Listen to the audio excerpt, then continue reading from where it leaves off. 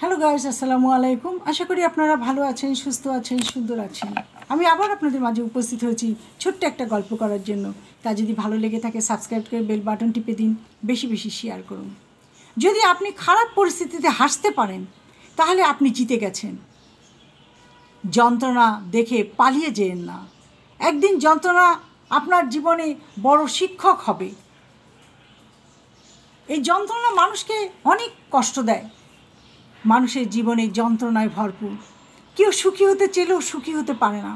সুখ পাখিটা ধরা দিতে চায় না।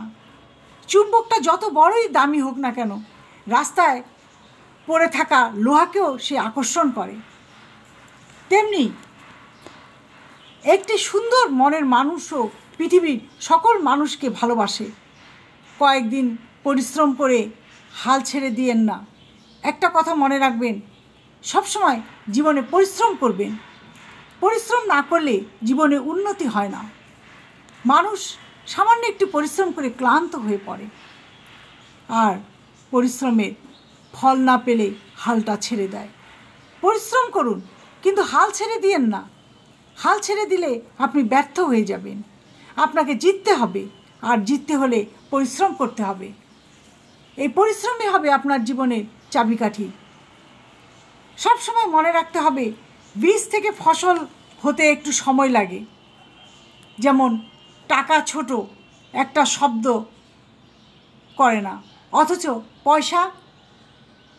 পয়সা তার শব্দের প্রভাব অনেক বেশি।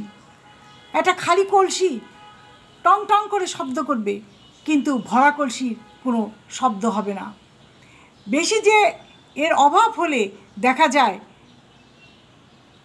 মানুষের জীবনে যখন অভাব আসে তখন মানুষ অস্থির হয়ে যায়। অভাবের তাড়নায় মানুষ নিজেকে আর ধরে রাখতে পারে না। তাই বলছি, অভাব তো মানুষের জীবনে আসবেই, তাই বলে হাল ছেড়ে দিবে? আল্লাহ বলছে, তোমার রিজিক ছড়িয়ে ছিটিয়ে আছে, তুমি সন্ধান করো। আপনি ঘরে বসে থাকবেন হাত গুটিয়ে, বলবেন আল্লাহ রিজিক দিবে, তাহলে কি রিজিক আসে? হ্যাঁ, অনেক সময় চলে আসে। মানুষ যখন খুঁজতে খুঁজতে নিরাশ হয়ে ঘরের মধ্যে পড়ে থাকে, তখন প্রতিবেশীদের ভিতর থেকেই কেউ না কেউ তাকে একটু খাবার দিয়ে যায়। এটা হয়। তাই বলে নিজের হাল তো ছেড়ে দেওয়া যায় না। মানুষ অন্ধকারে অনেক কিছু হাসতে থাকে, কিন্তু সে কি অন্ধকারে কিছু পায়? যেখানে দেখিবে ছাই, উড়াইয়া দেখো তাই, পাইলে পাইতে পারো অমূল্য রতন।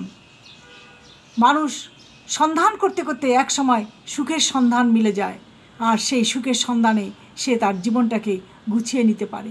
সুখ জিনিসটা এত অল্প সময় থাকে, কারণ সুখের সময় মানুষ সব ভুলে যায়। সুখে তার জীবনটা ভরিয়ে তুলে, আনন্দ হাসি ঠাট্টায় ভরে যায়, মেতে যায়।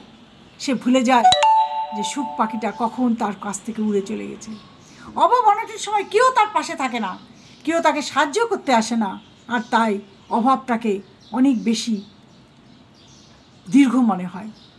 তাই বলছি, সময়ের কাজ সময় করুন, সময়ের চাহিদা সময় পূরণ করার চেষ্টা করুন, পরিশ্রম করুন। জীবনে উন্নতির দ্বার অবশ্যই আপনি পৌঁছে যাবেন। আজ এই পর্যন্ত। ভালো থাকেন, সুস্থ থাকেন। আল্লাহ হাফিজ।